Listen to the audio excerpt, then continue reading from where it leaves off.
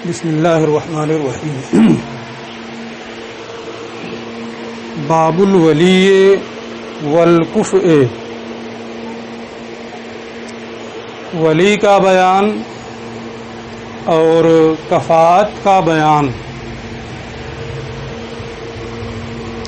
اسی میں ضمنی طور پر وکالت کا بیان بھی آئے گا، کیونکہ جب کسی نے کسی کو اپنا وکیل بنا دیا تو وہ اس کا ولی ہی ہو جاتا ہے.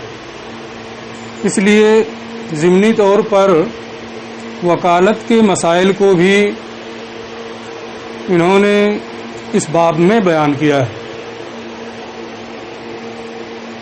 اپنے کسی درس میں نے پہلے ہی ولی کی تعریف کر دی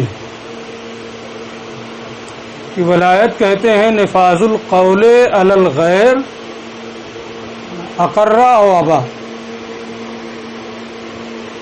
دوسرے پر اپنی بات نافذ کرنا، وہ مانے یا نہ مانے.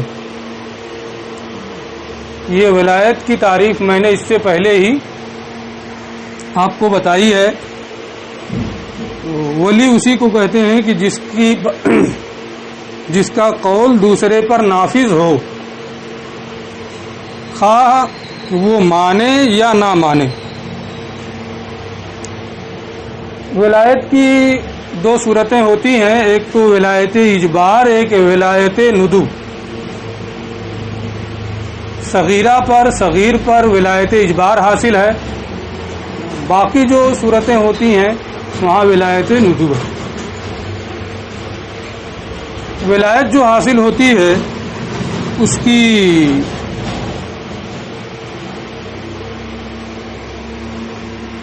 چار صورتیں ہوتی ہیں. ملکیت کی بنیاد پر ولایت حاصل ہوتی ہے، امامت کی بنیاد پر حاصل ہوتی ہے، قرابت کی بنیاد پر حاصل ہوتی ہے، اور ولا کی بنیاد پر ملکیت حاصل ہوتی ہے. یہ چار صورتیں ہیں، لیکن ان چاروں کی اس وقت ضرورت نہیں پڑتی ہے. کتاب میں بھی تفصیل کے ساتھ ہر ایک کو الگ الگ نہیں بیان کیا گیا ہے. اب بہار شریعت دیکھیں گے تو ہر ایک کو الگ کر کے بیان کر دیا ہے. زیادہ اگر تفصیل چاہیے تو وہاں پر ہر ایک کی تفصیل دیکھ لیں.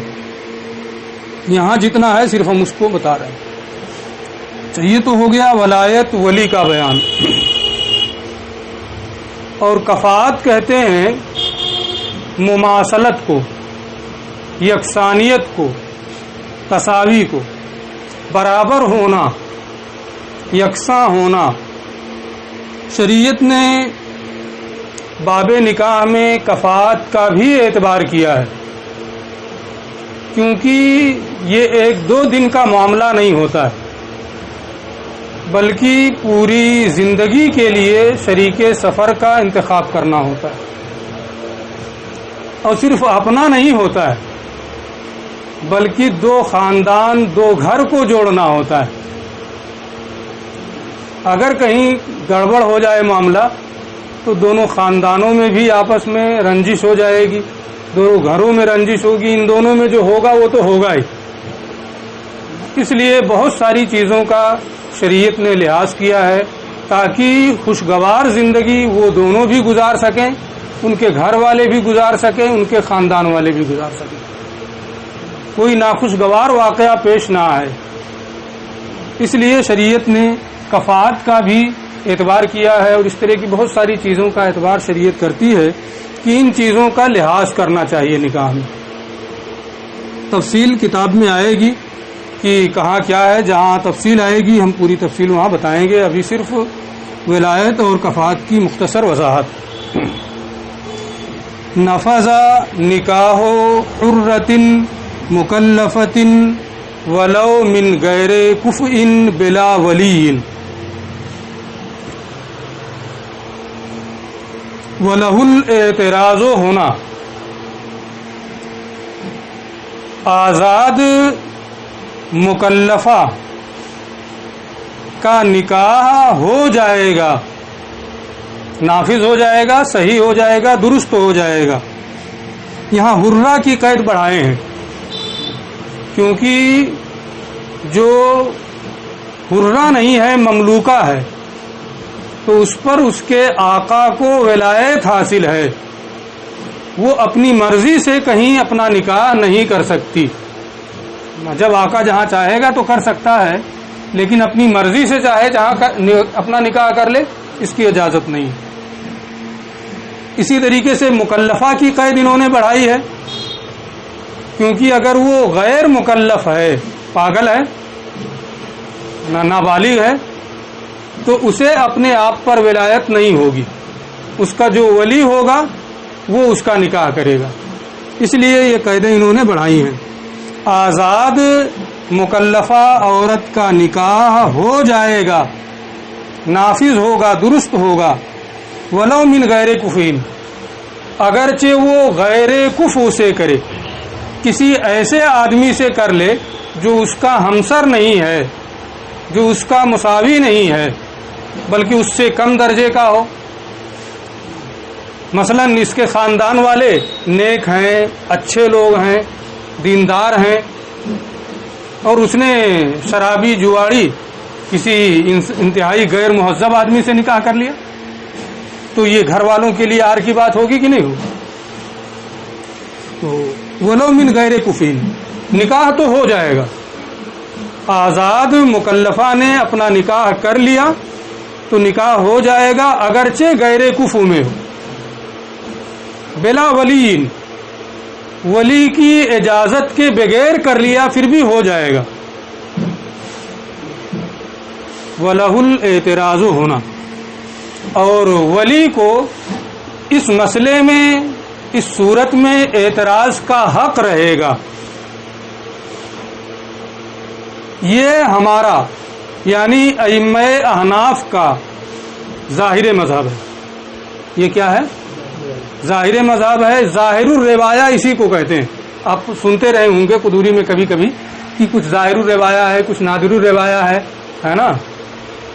تو یہ جو ہے ہمارا مذہب، یہ ظاہر الروایہ ہے. عام طور پہ ظاہر الروایہ ہی پر عمل ہوتا ہے، تقریباً 99%. کس پر عمل ہوتا ہے؟ ظاہر الروایہ پر عمل ہوتا ہے. تو یہی ہمارا کیا ہے؟ مذہب ظاہر الروایہ ہے. ابھی ہم کچھ چیزیں روک رہے ہیں، بعد میں بتائیں گے. تو اتنا آپ یاد رکھیں کہ ہمارے ائمہ کے نزدیک ہمارے مذہب میں ظاہر الروایہ کیا ہے؟ آزاد مکلفہ عورت غیر کفو میں ولی کی اجازت کے بغیر اگر اپنا نکاح کر لے تو نکاح ہو جائے گا، ہے نا. اے للولی الاعتراض فی غیر الکفو، ہاں اگر غیر کفو میں اس بچی نے اپنا نکاح کر لیا ہے تو ولی کو اعتراض کا حق رہے گا، کیونکہ اس کے لیے اس میں ذلت ہے، رسوائی ہے کہ بتاؤ اتنے گھٹیا آدمی سے نکاح کر لیا. اس لیے اسے اعتراض کا حق ہے، اور وہ پھر قاضی کے یہاں مقدمہ دائر کرے گا. قاضی اس کی تحقیق و تفتیش کرے گا. تحقیق و تفتیش کے بعد جو اس کے سامنے ظاہر ہوگا، اگر یہ ظاہر ہو جائے کہ واقعی اولیاء سچ کہہ رہے ہیں تو فسخ نکاح کا حکم دے دے گا، ہے نا. صرف ان کے اعتراض سے ختم نہیں ہوگا، ہے نا. قاضی اب فسخ نکاح کا حکم دے دے گا تو وہ نکاح ختم ہو جائے گا. ٹھیک ہے. تو یہ ہمارا مذہب ظاہر الروایہ ہوا. اسی طریقے سے مہر مثل جو ہے، اس خاندان میں جو اس جیسی بچیوں کا مہر ہوتا ہے اس سے بالکل بہت کم پہ اپنا نکاح کر لیا، کفو میں کیا، بچی نے ولی کی اجازت کے بغیر کیا، لیکن مہر مثل میں بہت کمی کر دی. 10,000 میں ہوتا ہے اور 10 درہم کی جو قیمت آج کل ہو رہی ہے 2,000 قریب اسی پہ کر لیا، ہے نا. تو اس میں بھی رسوائی. اس صورت میں بھی اولیاء کو اعتراض کا حق ہوتا ہے کہ اسے پورا کرائیں. وہ یا تو وہ پورا کرے اسے، یا تو یہ الگ کریں گے. ایک صورت کو یہاں انہوں نے بیان کیا ہے کہ اگر غیر کفر میں ولی کی اجازت کے بغیر کیا ہے نکاح تو ولی کو اعتراض کا حق رہے گا. قاضی کے یہاں مقدمہ دائر کر کے وہ جو چاہیں اس سلسلے میں کارروائی کر سکتے ہیں. یہ ایک روایت ہوئی، روایت ظاہر. وروى الحسن عن ابی حنیفۃ عدم جوازہ. ہمارے ائمہ میں سے حضرت حسن ابن زیاد رحمۃ اللہ تعالی علیہ نے امام اعظم ابو حنیفہ رضی اللہ تعالی عنہ سے روایت کی ہے کہ یہ نکاح منعقد ہی نہیں ہوگا. عدم جوازہ، اس نکاح کے جائز نہ ہونے کی روایت کی ہے. یعنی اگر حرہ مکلفہ نے ولی کی اجازت کے بغیر غیر کفو میں اپنا نکاح کر لیا تو یہ نکاح ہوگا ہی نہیں. دونوں میں کتنا فرق ہو گیا. پہلے میں کیا تھا کہ نکاح ہو جائے گا، ہے نا، یعنی وہ دونوں اگر قربت کریں گے تو اسے زنا نہیں کہیں گے، ہے نا. اور اس میں کیا ہے کہ نکاح ہی نہیں ہوگا، اگر کر لیا اور قربت کریں گے تو وہ قربت زنا ہوگی. تو ان بہت فرق ہو گیا کہ نہیں ہو گیا. اب یہ کہہ رہے ہیں عدم جواز النکاح من غیر کفین، یعنی حسن ابن زیاد نے جو روایت کی ہے وہ یہ ہے کہ غیر کفو سے حرہ مکلفہ نے جو نکاح کیا وہ نکاح جائز نہیں ہے، ہوگا ہی نہیں. وعلیہ فتوی قاضی خان، اور اسی پر حضرت امام قاضی خان رحمۃ اللہ تعالی علیہ کا فتویٰ. متاخرین فقہائے احناف نے اسی کے مطابق فتویٰ دیا ہے کہ نکاح ہوگا ہی نہیں. کیوں فتویٰ اس کے مطابق دیا ہے؟ اس کی وجہ یہ ہے کہ آپ دیکھ رہے ہیں جس طرح سے دوری ہوتی جا رہی ہے. آقا کریم صلی اللہ علیہ وسلم، صحابہ اور تابعین کے دور سے لوگوں سے کے دلوں سے اللہ کا خوف نکلتا جا رہا ہے. بڑے بڑے عہدوں پر رہ کر بھی لوگ پیسے کے پیچھے بھاگتے ہیں.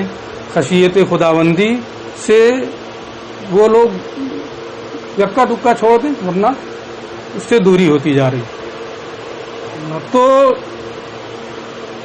معاملہ کیا تھا کہ پہلا ظاہر روایت ہمارا یہی تھا کہ ہو جائے گا، ہے نا. ہاں، ولی کو اپنے اوپر اگر آ رہا ہے تو اعتراض کریں، قاضی کے یہاں مقدمہ دائر کریں اور نکاح فسخ کرا لیں. لیکن یہ ایک ظاہر روایت، اور دوسری یہ کہ ہوگا ہی نہیں. پہلے اسی کے مطابق فتویٰ تھا کہ ہو جائے گا، ہے نا، کیونکہ لوگوں کے دلوں میں اللہ کی خشیت تھی، وہ تحقیق کر کے صحیح صورتحال کے مطابق فیصلہ دے دیتے تھے.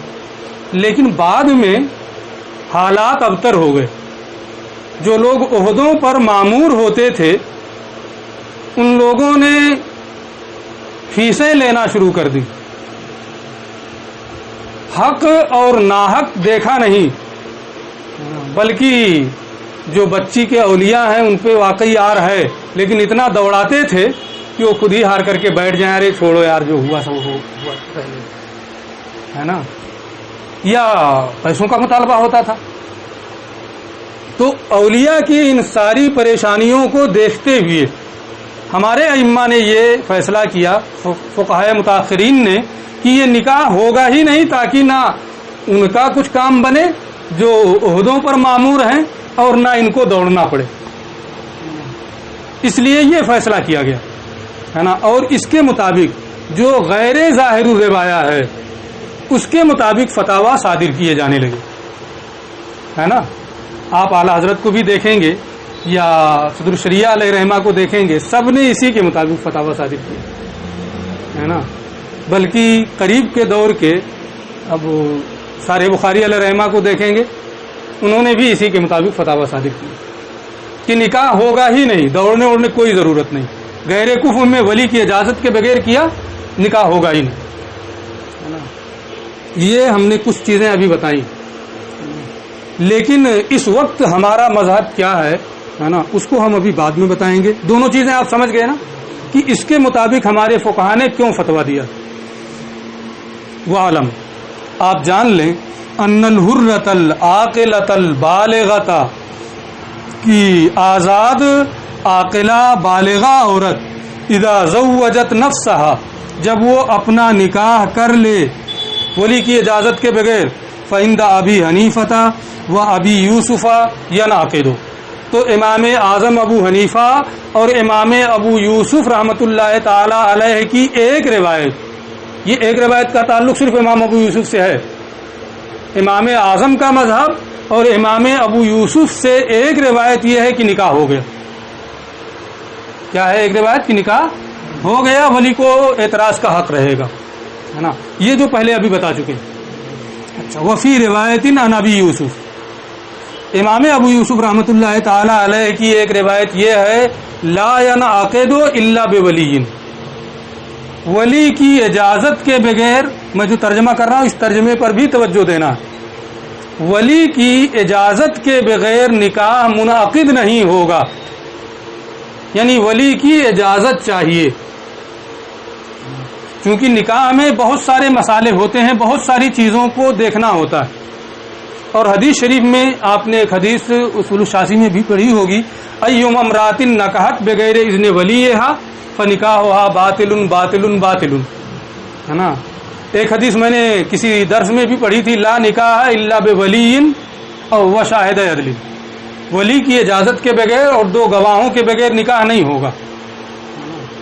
تو یہ حدیثیں اگرچہ سند کے اعتبار سے ضعیف ہیں، اگرچہ یہ حدیثیں سند کے اعتبار سے ضعیف ہیں، لیکن امام ابو یوسف رحمۃ اللہ تعالی علیہ نے ان کے ظاہر کا اعتبار کرتے ہوئے یہ ارشاد فرمایا کہ ولی کی اجازت کے ذریعے منعقد ہوگا نہ، کیونکہ عورتوں میں مردوں کے مقابلے میں انجام پر غور کرنے کی صلاحیت کم ہوتی ہے. انجام کیا ہوگا، اس کا نتیجہ کیا نکلے گا، اس کی صلاحیت مردوں کے مقابلے میں کم ہوتی ہے. اس لیے ولی کی اجازت پر اس کو رکھا کہ ولی کی اجازت کے بغیر اگر اس نے کیا ہے تو یہ نکاح منعقد نہیں ہوگا. اور اگر ولی کی اجازت سے، تھوڑا سا میں فرق کی طرف اشارہ کر رہا ہوں، اگر ولی کی اجازت سے اپنے کلمات کے ذریعے سے اس نے نکاح کیا تو نکاح ہو جائے گا، ہے نا.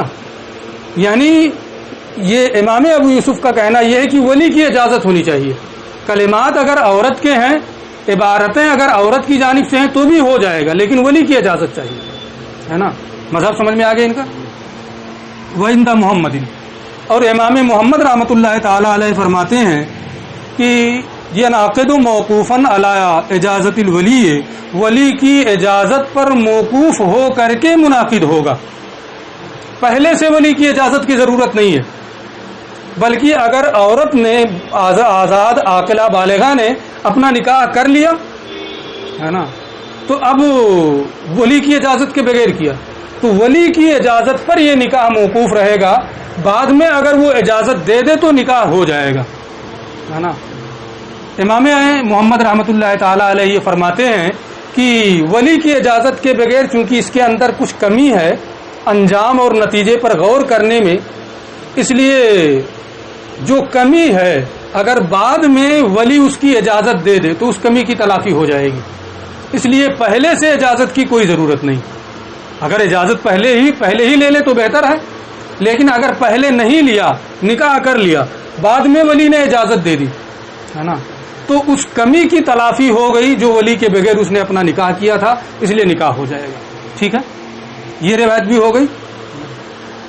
وعند مالک و شافعی، امام مالک اور امام شافعی رحمہم اللہ کے نزدیک لا ینعقد بعبارت النساء، عورتوں کی عبارت، عورتوں کے الفاظ کے ذریعے سے نکاح ہوگا ہی نہیں.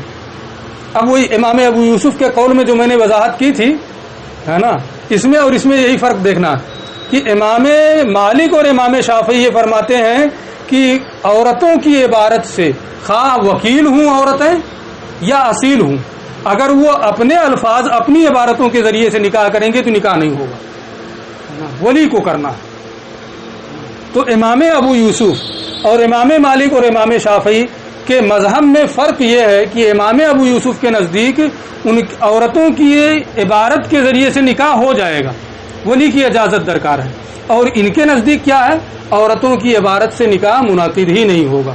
ٹھیک ہے، سب کا مذہب واضح ہو گیا. اچھا، وَأَمَّا مَسْأَلَةُ الْكُفْوِ، اور کفاءت کا مسئلہ، ففی ظاہر الروایا، تو ظاہر الروایا یہ ہے ان نکاح من غیر کفء ینعقد، جو میں پہلے بتا چکا ہوں، غیر کفء سے نکاح منعقد ہو جائے گا، لیکن للولی الاعتراض، لیکن ولی کو اعتراض کا حق رہے گا، ان شاء فسخ، اگر وہ چاہے تو فسخ کرائے قاضی کے ہاں مقدمہ دائر کر کے، وان شاء اجازہ، اور اگر وہ چاہے تو اس کو نافذ کر دے، اجازت دے دیا تو نکاح ہو جائے گا، اگر قاضی کے ہاں مقدمہ دائر کرے گا تو جیسا فیصلہ آئے گا ویسا عمل کیا جائے گا۔ یہ ہمارے یہاں ظاہر الروایا ہے۔ اور میں نے بتایا ہے کہ پہلے اسی کے مطابق فتاوی صادر کیے جاتے تھے، پھر بعد میں جب حالات بگڑ گئے تو وفی روایت الحسن عن ابی حنیفہ، امام اعظم سے حسن ابن زیاد کی روایت میں یہ ہے لا ینعقد، نکاح ہوگا ہی نہیں، اور متاخرین فقہائے احناف نے اسی کے مطابق فتاوی صادر کیے ہیں۔ لیکن جب حالات اور ناگفتہ بے ہو گئے، ہے نا، کہ اگر یہ کہا جائے کہ نکاح ہوگا ہی نہیں، اور اب حالات کیا ہیں، آپ حالات دیکھ رہے ہیں کہ کورٹ میرج کر کے نکاح کر لیتے، ہے نا، اگر یہ کہا جائے کہ یہ نکاح نہیں ہوا تو آپ کے یہ کہہ دینے سے کہ نکاح نہیں ہوا کیا وہ دونوں الگ ہو جائیں گے؟ کیا لڑکی کے گھر والے یا لڑکے کے گھر والے دونوں کو الگ کر پاتے ہیں؟ کیا دیکھتے ہیں آپ؟ نہیں الگ کر پاتے ہیں، بلکہ الگ الگ کریں گے تو قانونی طور پہ مجرم ٹھہریں گے، ہے نا، جیل کی ہوا کھانی پڑے گی، ہوگا کہ نہیں ہوگا؟ ایک تو یہ پریشانی، اور دوسرے یہ کہ جب یہ کہیں گے آپ کی نکاح نہیں ہوا، الگ بھی نہیں کر پا رہے ہیں اور یہ بھی کہہ رہے ہیں کہ نکاح نہیں ہوا، تو زندگی بھر ایسے دونوں بچے اور بچیوں کو کیا کہیں گے؟ زانی اور زانیہ۔ اس لیے ہمارے اب کے فقہا نے یہ حکم صادر کیا کہ جو ہمارا ظاہر الروایا ہے ہم اسی کے مطابق فتاوی صادر کریں، تاکہ کم از کم یہ ہو جائے کہ ان بچے اور بچیوں کو ہم زانی اور زانیہ تو نہ کہیں، زنا کے جرم جیسے کبھی جرم سے ہم ان کو بچا سکیں، ہے نا۔ تو مسالے جیسے ہوتے ہیں ان مسالے کے مطابق علماء فیصلہ کرتے ہیں، ہے نا، یہی فیصلہ ہے، یہی حکم ہے کہ اب جو حکم دیا جائے گا یہی کہ نکاح ہو گیا، لیکن اولیاء کو اعتراض کا حق ہے، اگر وہ اس طرح سے کرنا چاہیں، کہیں، ہے نا، صورت بن پا رہی ہے تو وہ کر لیں، لیکن نکاح ہو جائے گا، ایسا کرنے والوں کو زانی اور زانیہ نہیں کہا جائے گا، ٹھیک ہے۔ اب آگے ولا یجبر ولی بالغۃ ولو بکرا، میں نے پہلے بتایا ہے کہ ولایت اجبار ولایت ندب، اگر بچی بالغہ ہے عاقلہ ہے تو ولی اس جبرن اس کا نکاح کہیں نہیں کر سکتا، اسے ولایت اجبار حاصل نہیں ہے۔ ولا یجبر ولی، اور ولی کو ولایت اجبار نہیں ہے بالغہ پر، ہے نا، ولو بکرن، اگرچہ وہ باکرہ ہو۔ باکرہ کا معنی قدوری میں آپ کو بتایا گیا ہوگا، کہ ایسے ہی سیبہ کا معنی کہ جس کے باکرہ کہتے ہیں کہ جس کا پردہ بکارت زائل نہ ہوا ہو، اور سیبہ جس کا پردہ بکارت زائل ہو گیا ہو۔ اور کبھی کبھی کوئی کچھ بچیاں، ہے نا، حکمن باکرہ ہوتی ہیں اگرچہ حقیقتاً سیبہ ہوں، جیسے درازگی عمر کی بنیاد پر وہ باکرہ نہ رہی، یا زنا کی بنیاد پر وہ باکرہ نہ رہی، یا کہیں سے کوئی چوٹ لگنے کی بنیاد پر وہ باکرہ نہ رہی، یا خون کی حدت کی بنیاد پر، سختی کی بنیاد پر وہ باکرہ نہ رہی، سیبہ ہو گئی، ہے نا۔ تو اگرچہ وہ حقیقتاً سیبہ ہے لیکن حکماً وہ کیا ہے؟ باکرہ ہے۔ یہ ساری تفصیل قدوری میں بتائی جاتی ہے، اور میرے خیال سے جتنے لوگ بھی اب شرع وقایع پڑھ رہے ہیں سب کو یہ تفصیل معلوم ہوگی، ہے نا، اور اگر کسی کو نہ معلوم ہو تو وہ لغت کی کتابیں دیکھ لیں، مجھ سے اس سلسلے میں رابطہ کرنے کی ضرورت نہیں۔ ولا یجبر ولی بالغۃ ولو بکرا، اور ولی کو ولایت اجبار نہیں بالغہ پر اگرچہ وہ باکرہ ہو۔ ہمارے نزدیک ولایت اجبار کا سبب کیا ہے؟ صغر، نابالغ ہونا، یہ ولایت اجبار کا سبب۔ اگر نابالغ ہے، غیر مکلف ہے، معتوہ ہے، مجنون ہے، تو اس پر ولایت اجبار حاصل ہے، لیکن اگر وہ بالغہ ہے تو اس پر ولایت اجبار حاصل نہیں۔ یہ ہمارے نزدیک ولایت اجبار کا سبب ہے۔ امام شافعی رحمۃ اللہ تعالی علیہ کے نزدیک بکر ولایت اجبار کا سبب ہے نا. اب دونوں میں فرق کیا ہوگا اس کی تفصیل یہ کر رہے ہیں. علم جان لیں ان ولایت الاجبار ثابتۃ علی الصغیرۃ دون البالغہ عندنا. ہمارے نزدیک ولایت اجبار صغیرہ پر پایا جاتا ہے، ثابت ہوتا ہے، بالغہ پر نہیں ہے نا. بالغہ پر ولایت اجبار نہیں. وہ عند شافعی امام شافعی رحمۃ اللہ تعالی علیہ کے نزدیک ثابتۃ علی البکر دون الثیب. باکرہ پر ولایت اجبار حاصل ہے، سیبہ پر ولایت اجبار حاصل نہیں ہے نا. یہ تو ہو گیا دونوں کا مذہب کہ ولایت اجبار کس پر حاصل ہے. فالبکر الصغیرۃ، باکرہ صغیرہ بچی، تجبر اتفاقاً، اس پر بالاتفاق ولایت اجبار حاصل ہے ولی کو. کیونکہ ہمارے نزدیک صغر یہ ولایت اجبار کا سبب ہے، یہ ہمارے نزدیک پایا جا رہا ہے. بکر امام شافعی کے نزدیک سبب ہے، ان کے نزدیک وہ پایا جا رہا ہے. تو دونوں کے نزدیک جو سبب ہے، اس صورت میں دونوں کے نزدیک جو سبب ہے وہ پایا جا رہا ہے، اس لیے دونوں کے نزدیک اس صورت میں ولایت اجبار حاصل رہے گا. لطیب البالغہ اتفاقا، سیبہ بالغہ پر بالاتفاق ولایت اجبار حاصل نہیں. کیونکہ سیبہ ہے تو امام شافعی کے نزدیک جو سبب ہے ولایت اجبار کا بکر وہ نہیں پایا گیا. بالغہ ہے تو ہمارے نزدیک صغر جو ولایت اجبار کا سبب ہے وہ نہیں پایا گیا. لہذا اس صورت میں بالاتفاق ولایت اجبار نہیں. والبکر البالغۃ لا تجبر عندنا، اور باکرہ بالغہ لڑکی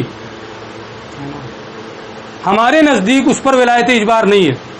کیونکہ اگرچہ وہ باکرہ ہے لیکن صغیرہ نہیں، اور ہمارے نزدیک صغر یہ ولایت اجبار کا سبب ہے، تو ہمارے نزدیک اس صورت میں ولایت اجبار حاصل نہیں ہے.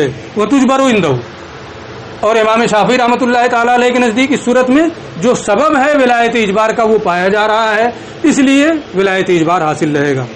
وہ طیب الصغیرہ، اور سیبہ صغیرہ تجبر عندنا، اس پر ہمارے نزدیک ولایت اجبار حاصل ہے، کیونکہ صغر ولایت کا جو سبب ہے وہ پایا جا رہا ہے. امام شافعی کے نزدیک لا عندہ، ان کے نزدیک ولایت اجبار حاصل نہیں ہے، کیونکہ بکر ولایت کا سبب ان کے نزدیک ہے اور وہ یہاں نہیں پایا جا رہا ہے. ثم عندنا کل ولی فلہ ولایت الاجبار. ولی کہتے ہیں کہ جو اسبا ہوتا ہے وہی ولی ہوتا ہے. اسبا کسے کہتے ہیں؟ سراجی وہ قدوری کے آخری بحثوں میں ہے نا، آپ نے جہاں فرائض کا بیان آیا تھا وہاں پڑھا ہوگا کہ اسبا کسے کہتے ہیں. نہ صرف یاد دلانے کے لیے میں پھر اس کو بتا رہا ہوں کہ اسبا اسے کہتے ہیں کہ جو اصحاب فرائض کی موجودگی میں ان سے بچا ہوا مال لے لے اور اصحاب فرائض کی عدم موجودگی میں پورا مال لے لے. جن کا حصہ کتاب اللہ، سنت رسول اللہ، اجماع امت سے متعین ہے نا، اگر وہ موجود ہیں تو انہیں دینے کے بعد جو مال باقی بچے ہے نا، اس باقی بچے مال کا جو حقدار ہوتا ہے، اور ان اصحاب فرائض کے نہ ہونے کی صورت میں پورے مال کا جو حقدار ہوتا ہے اسی کو کیا کہتے ہیں؟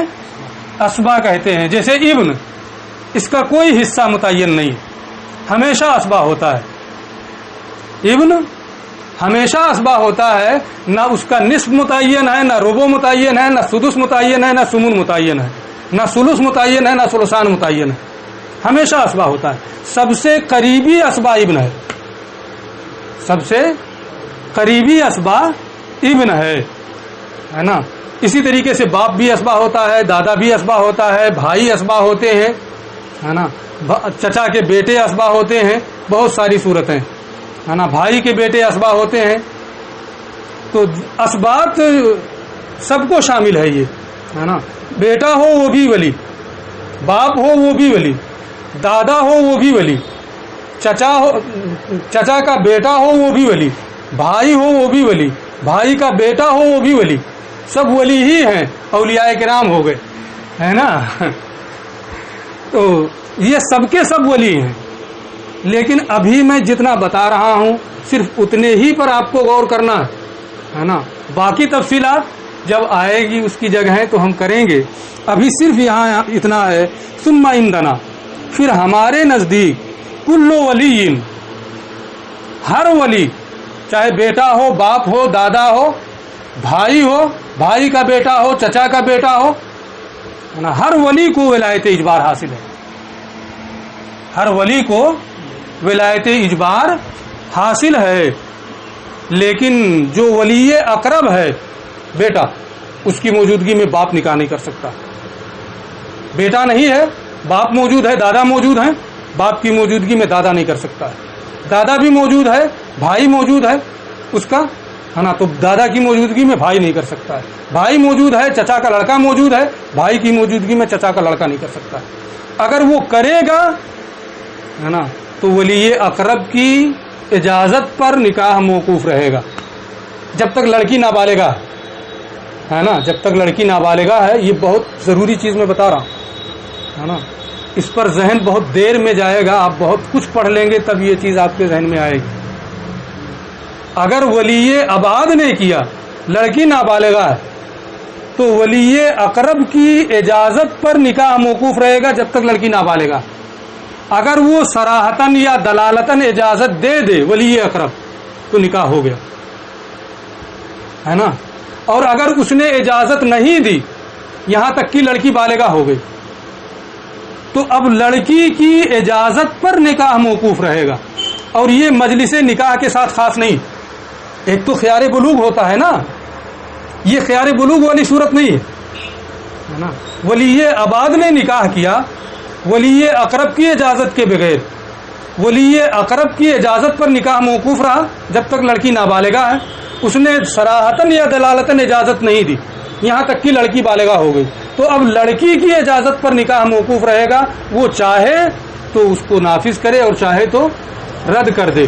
اور یہ مجلس نکاح یا خبر نکاح کے پہنچنے کی مجلس تک محدود نہیں رہے گا. وہ جب چاہے، ہے نا، اس کو نافذ کر سکتی ہے، رد کر سکتی ہے. لیکن نافذ کر دیا تو اب پھر اسے رد کرنے کا اختیار نہیں ہوگا. اور نافذ کرنا صرف یہی نہیں ہے کہ زبان سے کہے نافذ کر دیا، ہے نا، بلکہ اس کی جانب سے کچھ تحفہ آیا، قبول کر لیا، گاڑی آئی لینے کے لیے چلی گئی، ہے نا، تو یہ سب دلالتاً، ہے نا، قبول کرنا. یا ولی ابعاد نے کر دیا تھا نکاح، ہے نا، اور پھر ولی اقرب کو معلوم ہوا، اس نے اپنے اس ہونے والے، وہ چاہے کیا نام ہے، داماد ہو یا جو بھی ہو، ہے نا، اس کے یہاں عیدی کا تحفہ بھیج دیا. تو یہ دلالتاً رضا نکاح ہو جائے گا. عید میں جوڑا بھیجتے ہیں نا طے ہونے کے بعد یا نکاح ہونے کے بعد، بھیج دیا تو اگرچہ ابعاد نے کیا تھا لیکن یہ قرینہ پا لیا گیا، یہ اس کی رضا.